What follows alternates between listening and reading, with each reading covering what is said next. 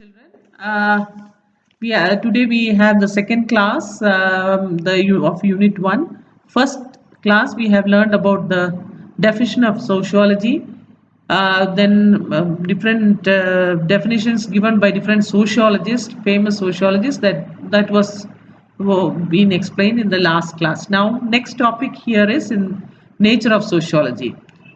First point is sociology is an independent science. So it is not treated and studies as a branch of any other science like philosophy or political science or history. So sociology is treated as an independent science. So it is not treated as a branch of any other social science like philosophy or political science or history. So it is an independent science. First point. Second, sociology is a social science and not a physical science. So let's see what it is. As a social science, it concentrates its attention on man. That is why it is called as social science. His social behavior, social activities, and social life.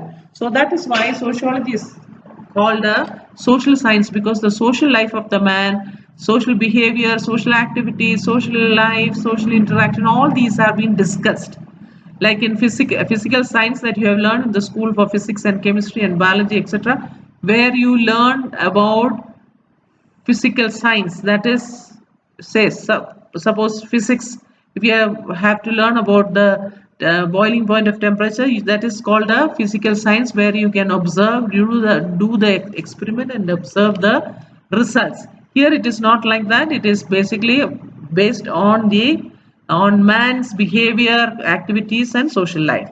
Number 3, sociology is the pure science and not an applied science. The main aim of pure social science is the acquisition of knowledge, and it is not bothered whether the acquired knowledge is useful or can be put to use. So there's a small correction. Spelling of whether is wrong. You can check it. It's written wrong here. Now I can't change now. The main aim of pure science is the acquisition of knowledge. So sociological research, or if you want to know about sociology, we need to find out about the particular problem. That means you are acquiring knowledge, and it is not bothered whether the acquired knowledge is useful or can be put to use, like in physics and chemistry and biology or any other physical science. Whatever theories or laws that are there, we have to put it to use. Here, since we are discussing about the attention, about the social life of the people, so whatever knowledge that you take, it can change after some time. So the behavior of the people can change, mind of the people can change. So whatever knowledge that you have acquired, it can be useful. You are not bothered whether it is useful or can be put to use. Next one, it is number 4. Sociology is a generalizing and not a particularizing or individualizing science. So sociology tries to find the general laws or principles about human interaction and association. So here sociology is a general science. It is not a particular or individual science. We are talking about men or man in general. So the general laws or principles about human interaction, association, then about the nature, content, and structure of the human groups and society. So we basically discuss about the social life, social structure, what are the basic groups that you have, which race you have, which class you belong to. All these are being discussed. So it is a general science. It tries to make generalization on the basis of the studies of some selected areas. So whatever study that you have selected, you are basically doing a generalization on the basis of the study that you have selected. So why? Because it is because we are talking about human interaction and association. It is about the nature or content or social structure of social groups and societies. It's all different in different areas. So we are doing a generalized study. That is why sociology is called a generalizing. It is not a particularizing or individualizing science. We are not talking about a particular man or a particular community. We are talking about all the communities in general. Next number, sociology is relatively an abstract science and not a concrete science. So here also sociology does not confine itself to the study of this society, of that particular society or social organization or marriage or religion or group or etc. So sociology, when you talk about, it is relatively an abstract science. It is in general. It can go to any extent. We have learned in the first class about the definition of sociology, where it says that it is an elastic science. It doesn't have any boundary. So sociology here also does not confine itself to the study of sociology of that particular society or social organization or marriage or religion or group, etc. So we are not talking about a particular thing. It is all, when we discuss, it is, we are discussing about the social life of people in general. The study of the society is being discussed. So that is why it is called an abstract science and not a concrete science. Concrete science, physical science are all same. Say the boiling point of water is fixed. Concrete, that is a concrete science.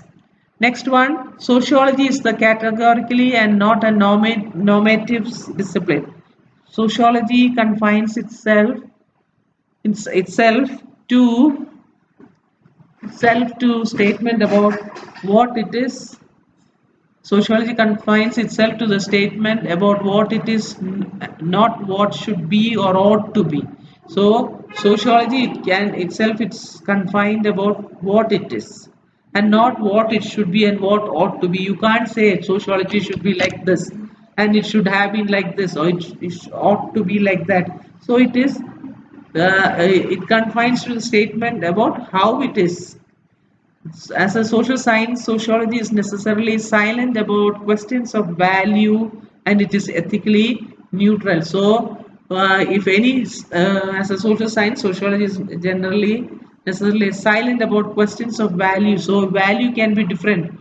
So, India has a different, follows different values and norms, and it is ethically neutral. So, if you go to another country, it is the values and norms that follows are different. So social science, when you talk about social science, sociology is generally silent. It is silent about the questions of value and it is ethically neutral. Next one, so with that, the 6 points of sociology that we have discussed, that is the nature of sociology. These are all very important questions. So you can get definition of sociology, nature of sociology, so 6 points, and these explanations you have to write. Next one, it is scope of sociology. Now, according to V.F. Caboton, sociology is an elastic science. It is very difficult to determine where its boundaries begin and end. I have told you just now also, sociology is a general science, or it can be called an elastic science. Why? Because it is very difficult to determine from where its boundary begin and end. It is stretches. As it studies the human life, therefore the scope is also very wide. When you talk about human life, the scope is very wide. Some say it is a science and hence it should have limited scope. Like in other social science like history and geography, you will talk about a particular period, there is a limited scope to that. So we will discuss about that limited area. Geography, when you discuss, we will have the territory. Sikkim for territory, from where till from where.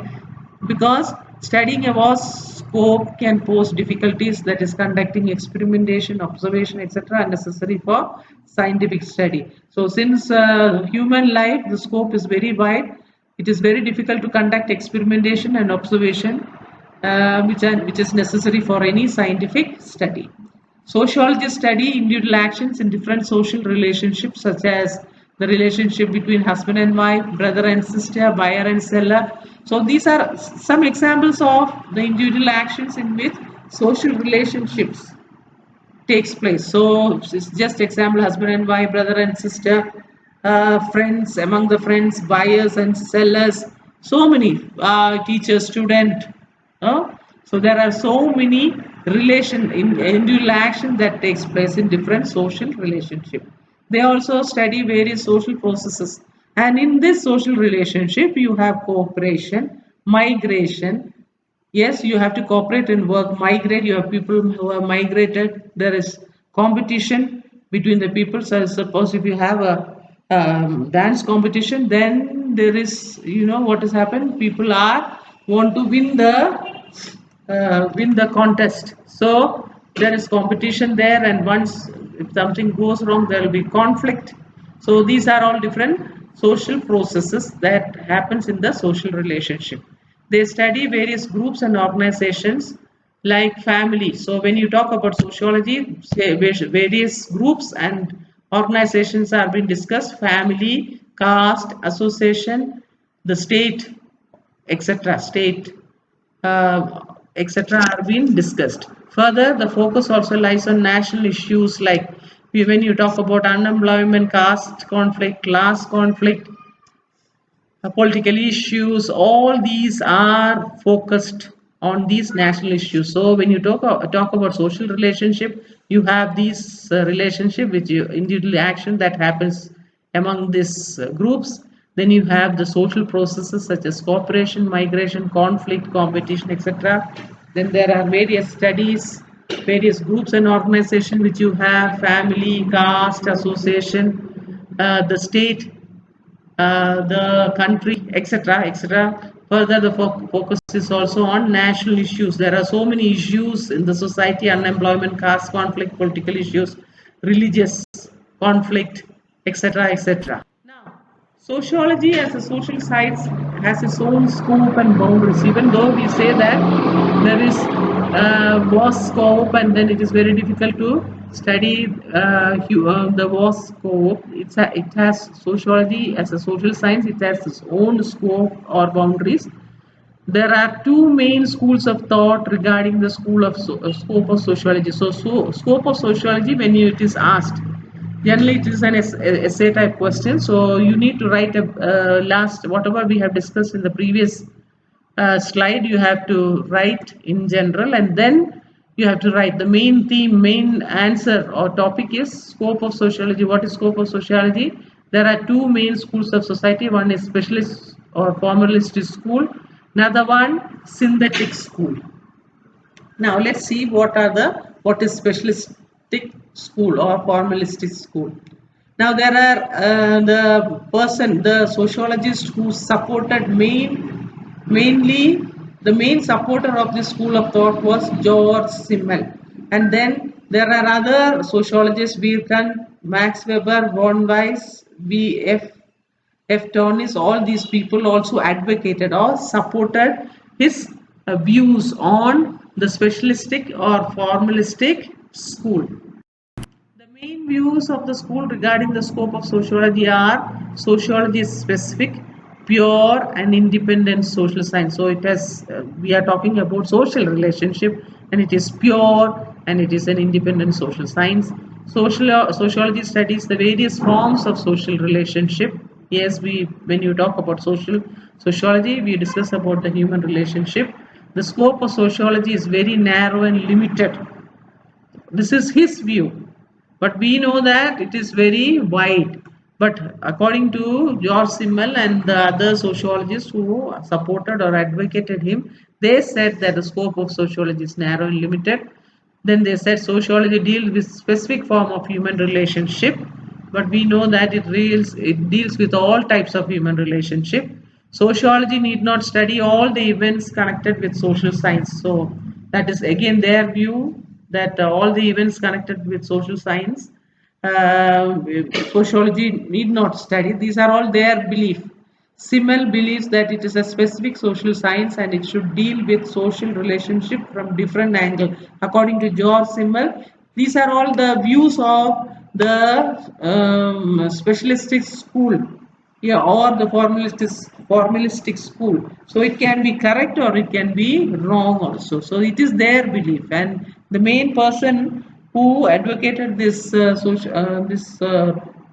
school of thought was George Simmel. So George Simmel believes that it's a specific social science and it should deal with social relationship from a different angle. So we have discussed that the sociology deals with social relationship in general, but he says it is only from a different